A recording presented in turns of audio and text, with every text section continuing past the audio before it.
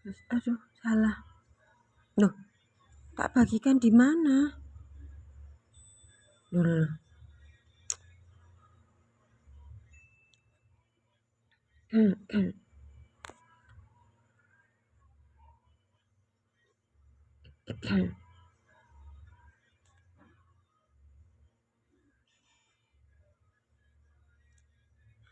Assalamualaikum Bunda Diana. Aku mau buat rekaman Bun di sini. Sekalian diupload ya Bun, karena ada apa ya, kayak pencerahan baru aja ya. Jadi aku buat ini materinya ya. Assalamualaikum teman-teman semua yang ada di sini. Terima kasih ya sudah bergabung di sini. Materi malam hari ini kita akan membahas tentang kupas tuntas pemicu overthinking dan cara mengatasinya. Seperti biasanya, boleh di-tap-tap dulu layarnya, boleh di-share-share ke teman-temannya. Ya, silahkan. Nah, semoga materi malam hari ini menjadi pencerahan untuk teman-teman yang lainnya yang mungkin mereka mengalami overthinking, mereka mengalami anxiety disorder ya, sehingga mereka akan mampu mengetahui cara mengatasi itu semua ya. Nah, saya akan memberikan alur ya, saya akan memberikan alurnya perlahan demi perlahan, step by stepnya, supaya pemikirannya otaknya kita bisa menangkap ini dengan lebih baik. Karena alur dari sebuah pemikiran otak kita ya, kita kan punya nih, ada perangkat yang disebut dengan pikiran dan otak ya. Nah, mereka ini cara bekerjanya harus perlahan-lahan ya, jadi step by step, nggak bisa langsung. Misalkan saya bilang diterima aja ya, diterima aja pikiran negatifnya, nggak akan mungkin bisa ya. Pikiran negatifmu, pemikiran kamu tidak akan mungkin bisa menerima ketika saya bilang pikiran negatif diterima saja. Dia nggak akan mungkin bisa. Karena apa? Pemikiran itu punya sifat ya. Pikiran itu punya sifat. Nah, sifatnya pikiran itu dia harus berproses perlahan-lahan untuk sampai paham dan dia mau menerima ya. Jadi kita di sini ada sebagai kesadaran. Kita sebagai kesadaran yang diberikan perangkat, yaitu perangkatnya apa? Pikiran dan ego emosi ya.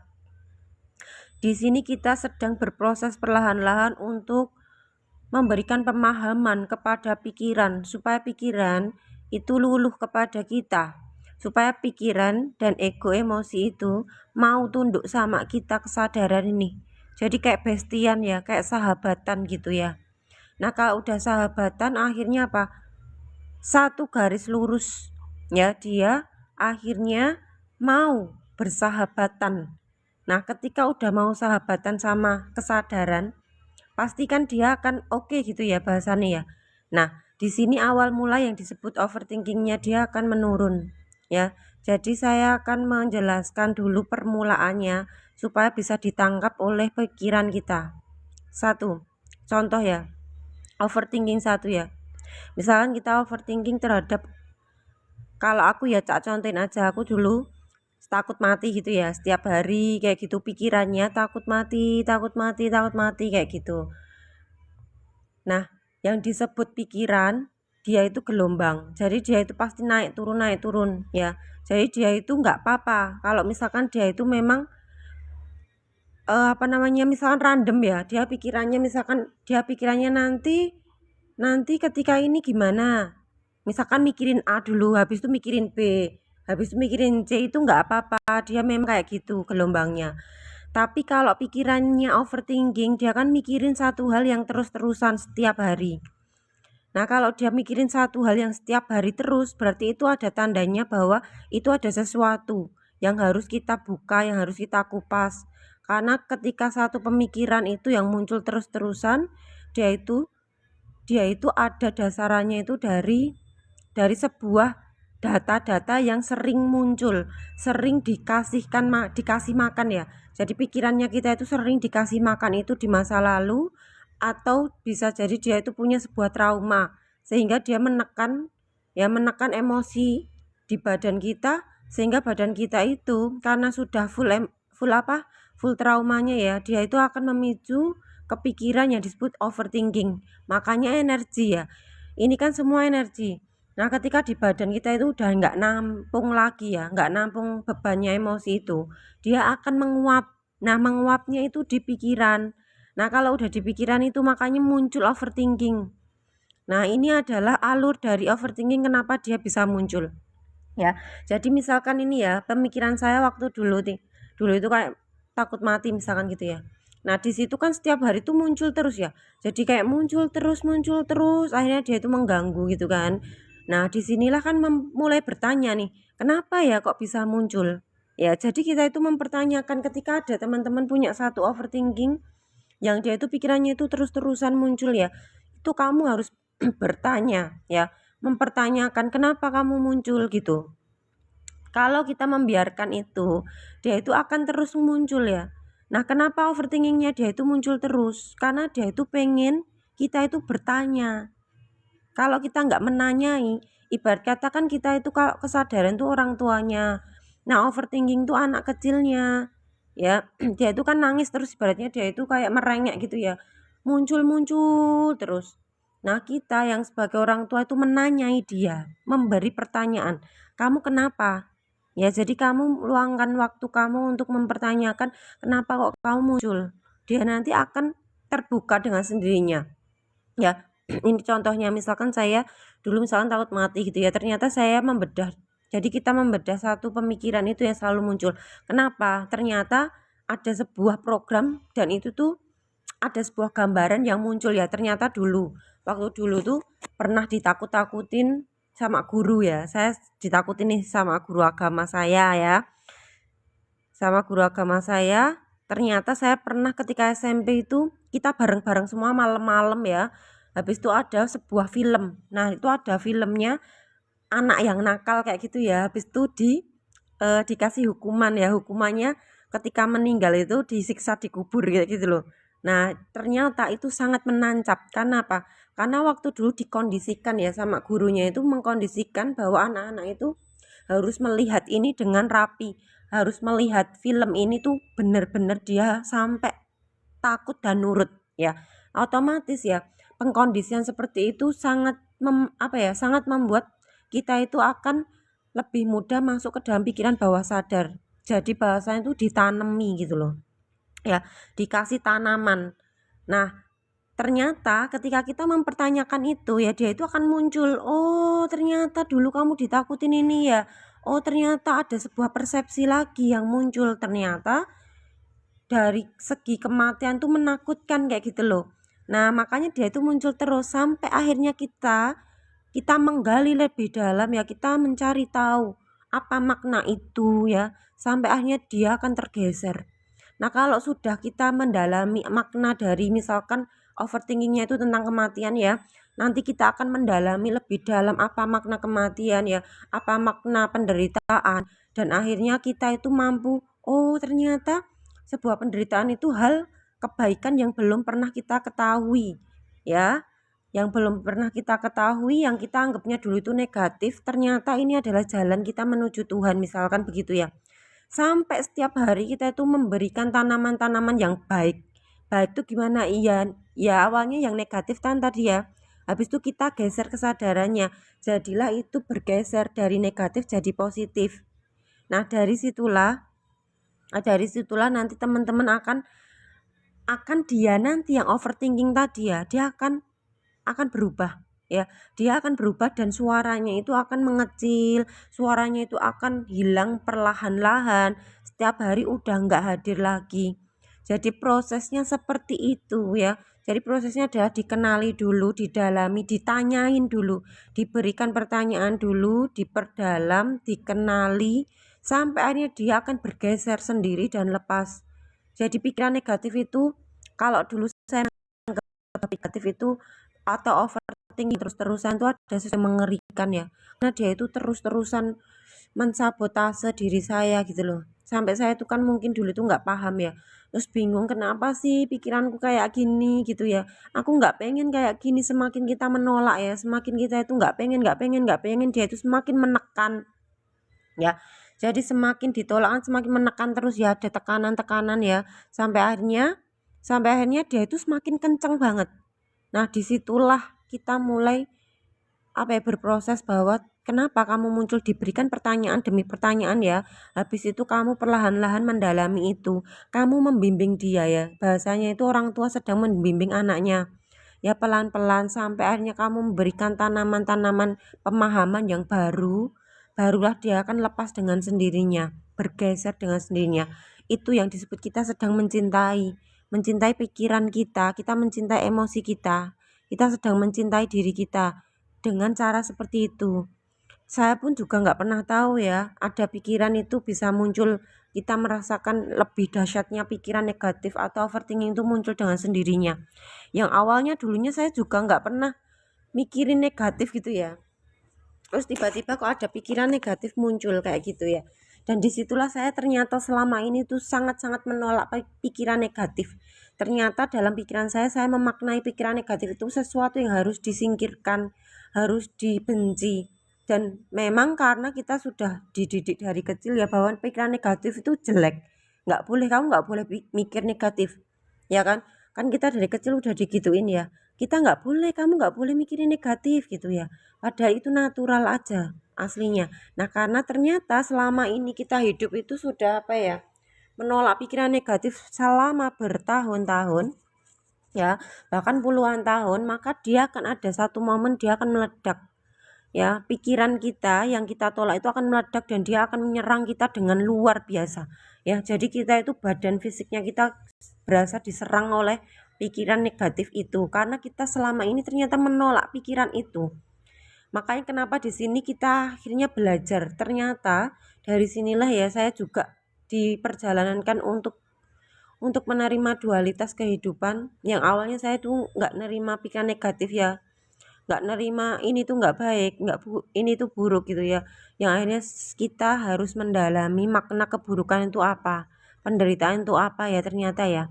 Misalkan kemarin kayak gempa itu maknanya apa ya, ternyata lebih dalam ketika kita mengenali itu lebih dalam, kita akan paham ternyata di balik sebuah penderitaan yang dianggap pikiran ini adalah penderitaan, itu adalah jalan cintanya Tuhan gitu loh. Kalau misalnya ada gempa ya itu adalah jalan cintanya Tuhan lewat gempa itu ya, memang harus begitu. Jadi bukan negatif ternyata ya. Oh ternyata positif sekali ya. Malah justru ternyata hal yang negatif itu adalah positif sekali gitu loh. Pada akhirnya itu kayak itu positif sekali. Ya, makanya tadi itu aku dapat satu ini. Ya aku membaca dari pembacaan ya. Tadi itu ada kalimat kayak gini. Bukan deng, kemarin ya. Tadi malam. Kemarin malam tuh aku kan kayak diskusi sama temanku ya. Jadi ada satu temanku yang dia itu sangat-sangat dia itu sangat ahli dalam hal keangkaan ya, angka. Jadi numerologi itu kan tentang angka ya, terus misi jiwa kayak gitu. Nah ternyata ya setiap jiwa itu yang datang di bumi, dia itu sudah ada penulisannya dengan rapi bahwa dia itu akan menjadi orang yang positif, dia itu membawa hal-hal yang negatif itu sudah ada tulis dengan rapi. Jadi akhirnya ternyata positif dan negatif itu sama saja. Itu ada ekspresi dari ketuhanan itu sendiri. Ternyata orang-orang yang korupsi pun kita hanya saksikan aja. Saksikan saja mereka memang korupsi, memang harus seperti itu. Jadi kalau kita inginnya, jangan korupsi misalkan ya. Nggak baik tuh korupsi, janganlah, pokoknya Indonesia jangan sampai korupsi. Padahal itu ekspresinya Tuhan, memang harus begitu. Jadi ada orang yang memang harus korupsi. Jadi akhirnya kita sudut pandangnya akan sangat-sangat bergeser dan mencintai hal-hal yang kita lihat itu negatif. Bahkan mungkin ada orang yang karena dari korupsi ya, dia terbuka kesadarannya menjadi orang yang sadar karena dia korupsi. Nah berarti kan korupsinya itu membawa dia pada titik kebaikan, bener nggak? Iya kan? Makanya di sini saya juga sama-sama baru belajar, ternyata aduh indah ya, ternyata ya. Indah banget ya kalau ada orang itu ternyata negatif itu membawa dia pada kepositifan. Jadi akhirnya kita akan menerima dualitas hidup bahwa negatif juga nggak apa-apa, positif pun juga nggak apa-apa.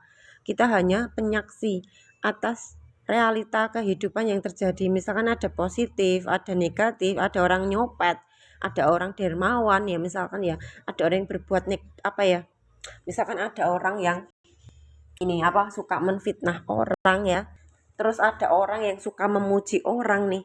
Ternyata itu dualitas kehidupan yang memang harus terjadi. Ya, jadi ada blueprint, blueprint itu misi jiwa ya. Ya, jadi ada misi jiwanya orang itu. Dia memang harus jadi orang negatif gitu loh. Jadi untuk pemicu jiwa yang lain untuk bertumbuh gitu. Jadi harus ada orang yang negatif. Nah, karena ada orang negatif, maka ada orang yang berkesadaran. Karena dari situlah mereka terpacu untuk kesadaran naik. Berarti kan sama-sama ya, orang yang negatif itu baik, dan orang yang akhirnya positif juga baik, bener nggak? Dan akhirnya semua itu keindahan Tuhan. Nah, dari sini saya juga belajar ya, ternyata oh bener ya. Ya sudah, akhirnya ya sudah seapa adanya, kesempurnaan ini. Semua sudah sempurna apa adanya. Makanya kenapa ya, kalau kita mendalami ilmu gini loh, ilmu itu kan banyak ya, ilmu itu sangat banyak sekali, dan ternyata ya dari segi pola-pola angka yang saya temui dengan serapi-rapinya ini kayak gitu ya, itu ternyata bener saya berkesadaran karena ada yang korupsi di kantor, bener, makanya kamu harus berterima kasih sama orang yang korupsi itu. Ya setiap hari ucapkan terima kasih ya, kamu sudah korupsi kayak gitu loh mas.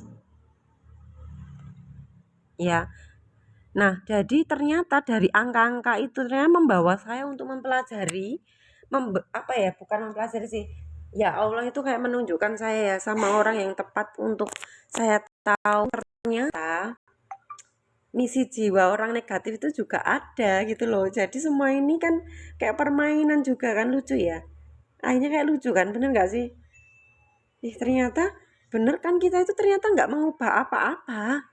Ya hanya menyaksikan, memang Mas Didit menyaksikan aja. Kita itu sedang menyaksikan skenario Tuhan kan, bener nggak? Jangan merasa bersalah, ya udah nggak apa-apa. Kalau misalkan kayak aku harus marah, aku harus bersedih, aku harus bahagia, ya nggak apa-apa. Itu kan ekspresi dari Tuhan kan. Ya, itu adalah ekspresi dari ketuhanan. Ketuhanan itu sendiri ya. Begitulah, ada yang tanya, kira-kira nanti aku upload ya ini ya, supaya memudahkan teman-teman yang lain, mungkin kalau mereka mengalami overthinking ya, atau dia mengalami anxiety disorder, atau pikirannya dia itu selalu memikirkan satu hal yang terus-terusan. Semoga ini sangat-sangat membantu untuk dia bisa menguraikan. Jadi pikiran overthinking itu banyak ya, ada satu orang takut mati, ada orang takut nggak punya uang, gimana ya, tiap hari mikirnya uang terus, itu juga sama ya. Habis itu ada orang yang mikirnya nanti anakku gimana ya sekolahnya ya, itu tiap hari mikirin itu terus. Jadi intinya overthinking itu satu pemikiran yang dia terus mikirin terus ya. Jadi misalkan temanya A ya, temanya A itu temanya A terus tiap hari. Jadi kita coba mengulik atau membedah diri kita sendiri ya, apa yang selalu kita pikirin setiap hari. Nah itu akhirnya akan membawa kita pada kesadaran yang lebih tinggi. Ya ternyata pemikiran negatif itu membawa kita pada kesadaran yang lebih tinggi. Jadi akhirnya awalnya kita yang membenci pikiran negatif, kita mulai bergeser untuk bisa mencintai pikiran negatif itu. Nah di saat kita mampu mencintai pikiran yang negatif itu, ternyata disitulah pikiran negatif akan luluh, akan luntur, akan hilang dengan sendirinya. Karena momen kita bisa mencintai dia. Makanya di sini yang disebut diri sejati itu siapa? Diri sejati kita adalah siapa? Diri sejati kita adalah Ar-Rahman dan Ar-Rahim, cinta murni tanpa batas. Kita adalah ruang cinta ya, ruang cinta yang tanpa syarat apapun. Jadi ketika kita memposisikan diri kita ini cinta tanpa syarat, yang benar-benar kita memberi tanpa pengharapan apapun, kita benar-benar sudah full dari dalam, misalkan ya, kita benar-benar menebar kasih sayang tanpa syarat ya, maka disitulah momen ya kita kembali pada diri kita yang sejati. Kita mampu mencintai diri kita sendiri, kita mampu mencintai pikiran kita yang negatif, kita mampu mencintai emosi kita yang kita anggap itu emosi negatif. Disitulah momennya kita kembali pada diri sejati. Oh, ternyata aku ini ya, kayak gitu. Tapi ini berproses terus ya. Kita terus berproses bersama-sama ya, bersama-sama saling mengingatkan, kadang sadar kadang enggak. Itulah kesempurnaan, enggak apa-apa, enggak ada yang salah, semua sudah kebenaran, semua ada kesempurnaan yang memang harus terjadi, begitu ya. Semoga bisa dipahami. Ada yang tanya kira-kira mungkin di sini, kadang-kadang kejadian korupsi itu bikin overthinking mbak, hilang pekerjaan, hilang penghasilan. Ya mas, sampai akhirnya Mas Didit bisa menerima teman Mas itu korupsi dan Mas Didit bisa mengetahui hikmah dari korupsi itu apa, maka Mas Didit disitulah momen Mas Didit bisa mencintai korupsi. Kalau Mas Didit udah mencintai temenmu yang korupsi itu ya mas, otomatis nggak bakalan mas itu akan kehilangan pekerjaan, karena energi kamu itu sudah full ya, energi kamu itu selaras dengan energi alam semesta. Jadi kalau orang selaras dengan alam semesta, semua itu sudah dikasih gitu loh bahasanya, wes dikasih, dunia ada di dalam diri kita kan, ya udah terjadilah gitu loh. Itu jadi hal-hal yang tidak mungkin ya mungkin terjadi pasti, karena udah ada dalam diri kita ya, semuanya sudah ada di dalam diri kita, makanya semua akan tepat tepat waktu lah ya, intinya gitu. Ada yang mau bertanya lagi? Gitu ya, tadi saya memberikan satu tema aja, nanti teman-teman bedah sendiri ya, kira-kira apa ya yang ada di pikiranku, misalkan overthinkingnya tentang apa, kayak gitu loh. Nah nanti bisa dipraktekkan seperti yang saya ngomongin tadi ya. Kita harus mengenali dulu, memberi pertanyaan dulu, habis memberi pertanyaan kita harus mengenali dia, dipahami perlahan-lahan, kayak mendidik orang tua mendidik anak, pelan-pelan dikasih pengertian setiap hari, jadi dia nanti akan luluh ya, bahasanya itu pikirannya itu akan luluh sama kita, akan selaras. Yang disebut aku 4 tuh ya, aku 4, aku 3 akan selaras, aku 2 sama kita kesadaran aku 2. Nah aku 2 kita akan melebur sama aku 1 yaitu Allah ya. Nah akhirnya satu kesatuan utuh selaras, set, itu yang disebut kosong ya. Nah kekosongan dalam diri kita ini kan kosong nih ya, tapi kosongnya itu diisi siapa? Allah yang mengisi semuanya, maka semua itu berasa ajaib terus. Misalkan tiap hari ya, aslinya memang ajaib ya, aslinya ajaib setiap hari dari dulu sampai sekarang aslinya ajaib.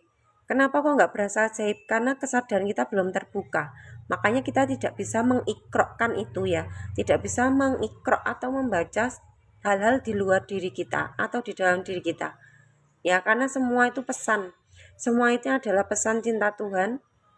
Jadi kalau kesadaran kita mulai kayak terbuka, kita bisa membaca pesan itu ya. Cara mengetahui misi jiwa atau blueprint kita gimana? Misi jiwa ya yang paling gampang banget ya, yang paling gampang banget ketika teman-teman sangat enjoy di apa misalkan, nah itulah misi jiwa kamu. Malam bun, jadi misalkan Mas Didit sangat enjoy, misalkan ya ini contoh nih, Mas Didit sangat enjoy, aku tuh seneng banget jualan misalkan, aku enjoy banget tuh jualan, kalau nggak laku ya nggak apa-apa tuh gitu misalkan ya, kan sangat enjoy banget di situ ya. Berarti Mas Didit tuh misi jiwanya di situ mas, pelayanan, sebagai pelayan, tapi pelayanan itu pelayanan makanan, jualan, jasa kayak gitu loh mas, di situ karena jiwamu di situ. Intinya misi jiwa atau blueprint itu menjiwai sekali ya, jadi kamu sangat menjiwai sekali, disitulah itulah misi jiwa kamu ada gitu. Maka temukanlah di mana tempat kamu tuh sangat menjiwai sekali gitu ya. Ya gitu ya, kalau kalau aku kan kayak menjiwai sekali tuh kalau ngomong ya, aku tuh kan seneng seneng cerita ya, aku tuh bahasanya seneng cerita, tapi ceritaku tuh senengnya sesuatu yang memang aku alami. Jadi aku males ya, aku males banget cerita sesuatu yang nggak aku alami. Makanya disinilah ya ruangnya adalah di TikTok nih, aku tuh suka cerita-cerita, ya udah disinilah aku misiku di sini. Kayak misalkan teman-teman punya masalah apa kayak gitu, aku diajak ngobrol ya, aku seneng banget di situ karena mengalami Ya, karena mengalami jadi aku tuh nggak mikir. Ya misalkan aku ngomong tuh nggak pakai pikiran gitu, langsung aja nih ngomong. Ngomong nggak usah harus mikir ini gimana ya enggak. Langsung lancar. Disitulah ya kayak gitu. Tapi misalkan aku kalau suruh jualan makanan, misal aku males nggak bisa. Kalau aku jualan sesuatu yang bukan makanan itu seneng. Tapi kalau sesuatu yang ribet, makanan nih misalkan makanan yang harus memakan waktu yang panjang, aku nggak bisa ya, aku males banget kayak gitu. Gitu ya. Misalkan aku tuh ini, aku seneng banget rebahan. Misalnya aku rebahan sambil dengerin musik ya. Ya aku seneng kayak gitu juga. Jadi kalau misalkan aku mager, males banget ya. Aku tuh kayak cuma rebahan aja sama dengerin musik. Udah gitu tok. Jadi kalau orang anggap oh kok aku males-males ya emang aku males. Tapi kalau waktunya aku tuh rajin ya aku rajin banget selesai cepet banget. Tapi kalau aku nggak mau ya nggak mau gitu. Jadi kita harus mengenali diri kita ya. Kamu harus mengenali sisi diri kamu tuh seperti apa. Positif kamunya gimana, negatifnya kamu itu kayak gimana. Harus dikenali supaya apa jalannya itu bisa satu keselarasan, bahasanya kayak itu ya, selaras gitu. Gitu ya Mas Didit. Seperti itulah kira-kira ya. Jadi ya jangan merasa bersalah ya, emang kayak gitu. Ya aku bodoh amat ya. Ya sama-sama. Jadi misalkan ya aku tuh mager ya aku nggak ngapa-ngapain beneran tuh kayak orang wes males-malesan kayak gitu loh. Sambil aku tuh cuma dengerin musik ya aku sambil rebahan wes pokoknya kayak gitu tok. Tapi nanti waktunya ya misalkan nih aku waktunya harus aku misalkan buat kayak kemarin tuh aku yang buat e-book ya. Jadi aku kalau udah sregep ibarat ya langsung sehari langsung jadi dia. Ibarat aku langsung sekali duduk ya misalkan 3 jam itu langsung jadi. Tapi kalau misalkan aku enggak ya aku enggak mau. Jadi aku enggak mau memaksakan diriku ya. Gitu loh bahasanya gitu ya kan orang itu beda-beda ya. Ada orang yang memang dia tuh seneng misalnya rajin terus ya oke nggak apa-apa.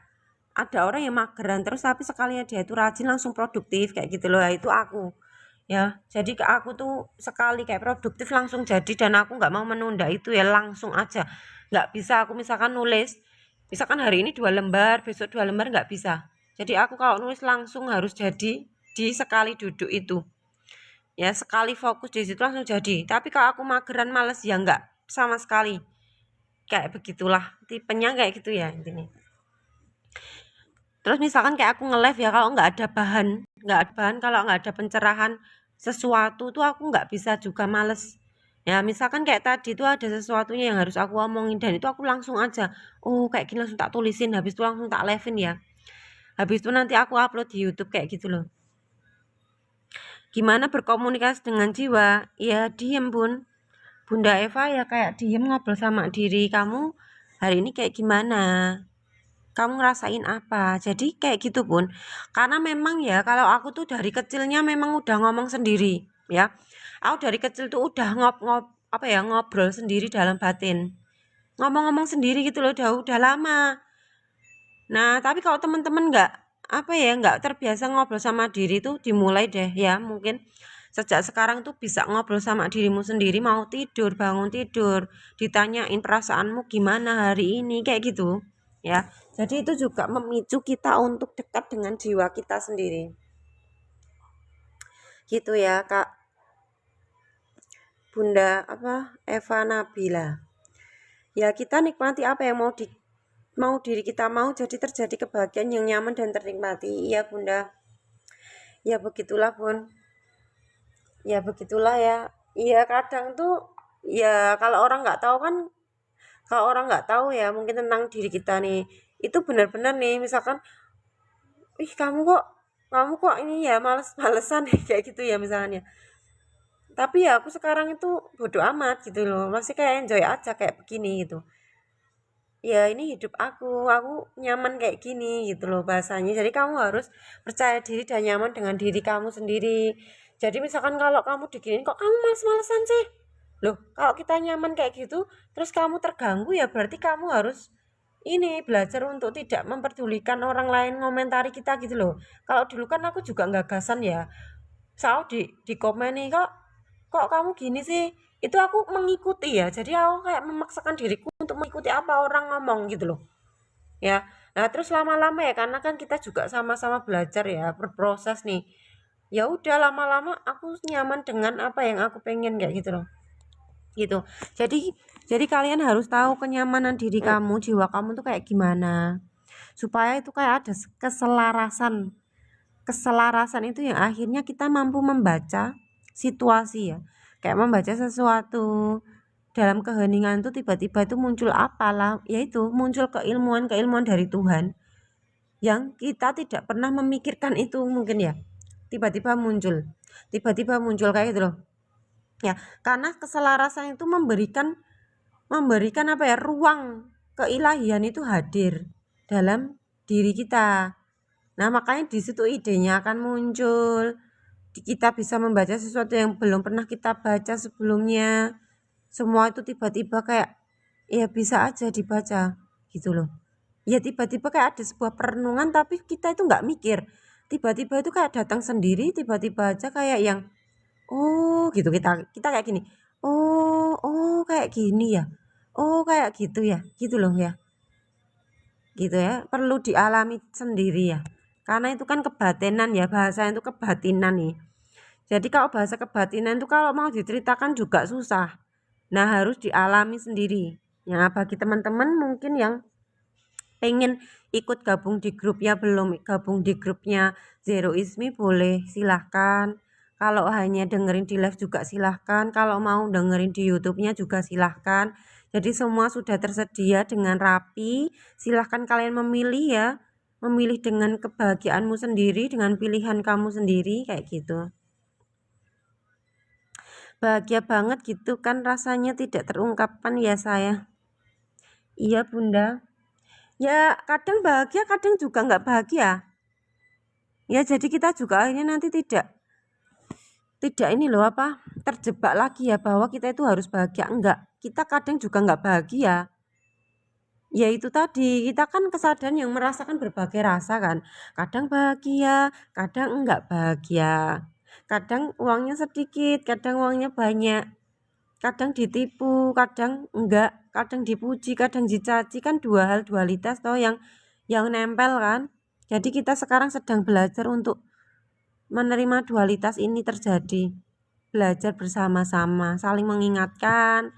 Saya juga di sini tuh sebenarnya juga hanya mengingatkan untuk diri saya sendiri ya. Jadi bukan untuk mengingatkan teman-teman, tapi lebih mengingatkan diri saya sendiri, karena kalau saya sering mengulang-ulang ya, saya sering mengulang-ulang di live, sering ulang-ulang jadi tulisan, itu sebenarnya mengingatkan untuk diri saya sendiri untuk mengulangi ke saya sendiri gitu loh. Ya jadi saya live di sini itu bukan untuk teman-teman ya, tapi untuk saya sendiri, supaya saya selalu teringatkan untuk selalu kembali pada diri sendiri kayak gitu. Terlalu bahagia juga nggak enak banget gitu ya, bener. Bahagia banget tuh nggak enak, karena kayak melekat gitu loh ibaratnya tuh ya. Kenapa pun yang melekat tuh nggak enak, bener nggak sih? Susah ya kalau mau berproses lagi untuk melepaskan kemelekatan tuh kayak yang aduh gitu loh. Makanya ketika kita itu mau melekat terhadap sesuatu itu kan kita tahu ya mau melekat nih, jadi kita itu langsung kayak mundur lagi nih. Duh aku udah mau melekat kayak gitu ya, kalau aku ya biasanya gini, duh udah mau melekat nih terhadap sesuatu, terus mundur lagi gitu loh, kayak mundur lagi, sadar gitu loh, biar dia itu tidak terlalu jauh. Soalnya kalau udah terlalu jauh melekatnya itu mau lepas sih susah gitu loh. Lah yang menyiksa ini ya, yang membuat menyiksa itu tuh melepasnya gitu loh ya, melepasnya. Makanya kalau udah kayak melekat dikit ya, itu nanti sadar lagi. Yang penting kalau melekatnya nggak usah banyak-banyak, sedikit udah sadar kayak gitu aja. Gitu ya. Itu makanya kesadaran pentingnya di sini. Mau melekat udah tahu, oh, agak melekat ya. Oh, agak melekat ya kayak gitu. Begitu ya. Ya, kalau kita diberi pencerahan itu bahagia banget ya. Ya udah skenario Bunda. Jadi bahasanya bukan memberi pencerahan, dapat pencerahan bukan. Tapi memang sudah skenarionya Tuhan memang begini. Jadi nggak ada yang diberi, nggak ada yang memberi aslinya. Sudah kesempurnaan wajah Tuhan aja terjadi kayak gitu. Ya melekat banget. Ya udah Bun, sadar oh aku melekat banget nih. Ya udah berproses lagi kan. Ya disitulah kalau kita udah melekat banget, disitulah pelajaran jiwa. Jiwa belajar untuk melepas kemelekatan, disitulah pembelajaran baru dimulai lagi. Jadi juga jangan bersalah ya kalau kita melekat banget ya. Karena kemelekatan yang luar biasa juga mengajarkan kita untuk tambah belajar, untuk melepas. Karena kita tidak akan pernah belajar untuk melepas kemelekatan kalau kita tidak pernah merasakan kemelekatan ya. Jadi kan ini paradok ya. Paradok kehidupan dualitas ya seperti ini. Makanya ya semoga paham apa yang saya sampaikan ya. Kita tidak pernah bisa tahu cara melepas kemelekatan kalau kita tidak pernah melekat sekali. Jadi ketika kita melekat sekali ya bersyukurlah. Disitulah kita bisa diberi pelajaran untuk belajar cara melepaskan kemelekatan. Gitu ya. Begitulah kayak misalkan aku nggak pernah tahu rasanya rasanya penderitaan hidup kalau aku nggak pernah merasakan penderitaan. Jadi karena aku pernah merasakan aku bisa bercerita. Ya itulah dualitasnya. Jadi tidak ada yang salah, tidak ada yang harus dimusuhi, tidak ada yang harus kita sesali. Semua adalah kesempurnaan Tuhan, kayak gitu ya. Itu jadi sebuah kesalahan besar yang pernah kita lakukan itu adalah pelajaran hidup yang dahsyat. Jadi jangan pernah menyalahkan kesalahan kita di masa lalu. Dia adalah guru terbaik kita loh ya. Iya pada dasarnya aku juga tidak ada yang ada, hanya Allah saya. Iya semua pun ya pokoknya berlatih terus setiap hari. Saya juga sama pun kadang sadar kadang enggak, ya enggak apa-apa. Namanya juga manusia ya, ruh yang jadi manusia kan ya sadar kadang enggak. Jadi ya itu wajar aja, enggak apa-apa. Jangan bersalah kalau aku enggak sadar, yo jangan lagi. Ya, kalau kita lagi nih misalkan enggak sadar terus kita merasa bersalah, tambah lagi dong lapisannya. Bertambah-tambah. Jadi kalau kita enggak sadar ya udah disadari lagi, oh lagi enggak sadar, selesai. Jadi jangan ditambahin lagi, kenapa ya kok aku enggak sadar gitu loh. Ya udah enggak apa-apa, semua sudah sempurna. Jadi sadari lagi semua kesempurnaan. Semua adalah kesempurnaan yang memang sudah terjadi, yang harus terjadi. Semua sudah skenario Tuhan yang tertulis dengan rapi. Ya udah kembali lagi mantranya itu, semua kesempurnaan yang harus terjadi. Begitu ya, jadi kita tidak merasa bersalah, tidak merasa punya dosa, tidak merasa punya pahala. Jadi kita tidak merasa baik, tidak merasa buruk. Kita ada di tengah-tengah, yaitu kosong atau zero. Ya, kita di tengah-tengah tidak merasa bersalah, karena orang yang merasa bersalah pun sedang menjadi Tuhan. Orang yang sedang merasa dirinya baik pun sedang menjadi Tuhan. Jadi yang tepatnya itu ya penyaksi ya. Makanya kita disebut dengan penyaksi. Penyaksi yaitu syahadat, penyaksian, ibadah tertinggi dari jiwa. Jadi ibadah tertinggi atau nutrisi tertingginya jiwa, nutrisinya jiwa itu hanya menyaksikan, penyaksian. Kalau kita sudah mulai penghakiman, udah mulai menilai ya, itu memberatkan jiwa. Ya, memberatkan jiwa otomatis ada emosi yang hadir. Kalau udah ada emosi yang hadir, energinya otomatis kan akan tersumbat lagi. Kalau energinya udah tersumbat lagi, akan memicu kejadian di luar diri akan datang nih, sesuai dengan apa yang sumbatan kita terjadi. Nah, itu alur alam semesta, alur dari kejadian, alur dari semua ini terjadi ya, begitulah alurnya. Makanya kenapa kita belajarnya sekarang bukan ngerilis emosi ya, bukan ngerilis emosi lagi, bukan nerima emosi, tapi menyaksikan. Hanya diam menyaksikan semua yang terjadi di dalam diri, di luar diri kita. Belajar untuk diam, mengamati. Maka kita akan lepas dari semua penderitaan, yaitu dilatih terus. Karena semakin kita mengamati, semakin semua luka-lukanya itu terasa muncul. Ya, semua sangat-sangat muncul terasa. Ya, mereka pengen kita terima semuanya, makanya disaksikan, belajar semua bersama. Saya juga iya sama. Dan mungkin kalau teman-teman penyaksiannya nggak begitu banyak ya mungkin ya.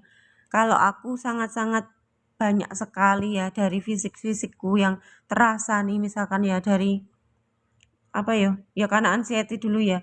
Jadi kayak kepekaan, aku terlalu jadi peka terhadap apa ya lingkungan kayak gitu ya, terhadap orang-orang di sekitarku nih. Jadi akhirnya aku harus selalu standby penyaksian gitu loh. Penyaksian, kalau nggak penyaksian kayak gitu ya aku lari. Ya karena rasanya udah nggak enak kayak gitu loh. Makanya harus kayak sadar kembali aku menyaksikan. Ya kayak gitu harus dialami ya pokoknya, karena kan ini kan abstrak ya. Abstrak itu sesuatu yang memang nggak bisa dijelaskan kayak matematika 1+1=2. Ya karena penyaksian itu kan sesuatu yang kebatinan yang harus kamu alami. Makanya dilatih setiap hari dilatih terus menjadi penyaksi kayak gitu loh. Ya nanti kan ada tempat diskusi di grup kan. Kalau teman-teman misalkan mau tanya kan bisa ditanyakan di situ. Makanya fungsi sebuah grup ya itu toh kita bareng-bareng gitu loh. Kita bareng-bareng di situ saling support bersama. Ya, jadi saling mengingatkan satu sama lain. Jadi kita akhirnya bukan lagi ngerilis ya. Ya tidak lagi namanya ngerilisin emosi. Tapi kita sadar menjadi penyaksi tok ya. Kalau bahasaku dulu ngerilis emosi itu gini loh maksudnya, kalian supaya menyadari oh emosi kayak gini gitu loh.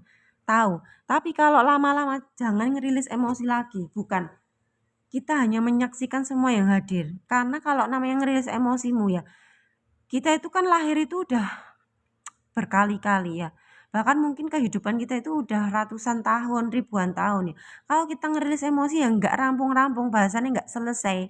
Makanya kenapa kita itu kayak dilahirkan lagi terus gitu ya. Ya, kayak reinkarnasi terus-terusan. Kenapa? Sampai di titik kita itu sadar siapa diri kita. Kita sadar, maka disitulah selesai. Gitu loh. Makanya kenapa momen sadar ini menjadi pemutus pola-pola di masa lalu yang udah terulang dan harus dipelajari sekarang, harus hadir. Kita terputuslah polanya ini, selesai, udah selesai. Sadar gitu loh. Ya, disitulah kesadaran itu hanya menunggu ya sebenarnya itu kelahiran kita yang berulang-ulang itu hanya menunggu kita hanya sadar. Kalau udah sadar ya wes selesai, karena kesadaran itu tidak bisa mundur ya. Kesadaran kita di titik sekarang itu nggak bisa mundur lagi ke belakang. Bisanya ya sama stay di sini atau dia akan naik gitu loh. Nantinya kayak gitu. Ya, pembelajaran jiwa seperti itu ya. Alur dari ruh atau jiwa berjalan kayak gitu loh. Makanya kan kehidupan kita di masa lalu itu pasti sama kayak sekarang. Sama terus, cuma beda orang aja, maksudnya beda wadah aja. Kayak beda tubuh kayak itu, tapi pembelajaran itu sama terus, sama gitu loh. Karena apa yang belum selesai akan diselesaikan sekarang terus. Kayak gitu sampai kita sadar siapa diri kita, sampai kita itu hanya menyaksikan saja, kayak gitulah intinya ya. Begitu ya teman-teman semuanya, karena sudah 43 menit. Ya nanti saya akan upload ini di YouTube ya, bisa diulang-ulang kalau misalkan pengen dengerin lagi bisa diulang-ulang ya. Kalau misalkan teman-teman lagi nggak sadar lagi misalkan bisa diulang-ulang lagi, dilihat nanti di YouTube ya, yang nanti saya akan uploadin di YouTube ya. Terima kasih banyak ya atas waktunya, sudah ada di sini, sudah sama-sama menyaksikan skenario Tuhan di malam hari ini. Saya yang di sini mungkin seakan-akan menyampaikan sesuatu dan teman-teman di sini seakan-akan menjadi pendengar. Kita semua hanya menyaksikan skenario Tuhan yang sedang berjalan ya. Kita semua hanya menyaksikan saja. Jadi tidak ada yang memberi materi, tidak ada yang mendengarkan. Semua hanya sedang menyaksikan ya. Terima kasih banyak atas waktunya. Semoga bermanfaat. Semua ini hanya ekspresi dari ketuhanan saja yang memang harus terjadi gitu ya. Kita sadari semua, jadi tidak ada yang mendapatkan manfaat, tidak ada yang memberi manfaat di sini. Semua hanya sebuah ekspresi Tuhan yang harus terjadi. Terima kasih banyak. Semoga bahagia damai selalu ya, senantiasa dituntun oleh Tuhan. Setiap detik demi detiknya bisa menyadari penuh, bisa menjadi penyaksi, bisa beribadah ya bisa beribadah setiap detiknya, yaitu syahadat. Karena ibadah yang paling tinggi ya dalam agama kita semuanya nih, apapun agama kita adalah menyaksikan. Terima kasih banyak ya atas waktunya ya. Assalamualaikum warahmatullahi wabarakatuh.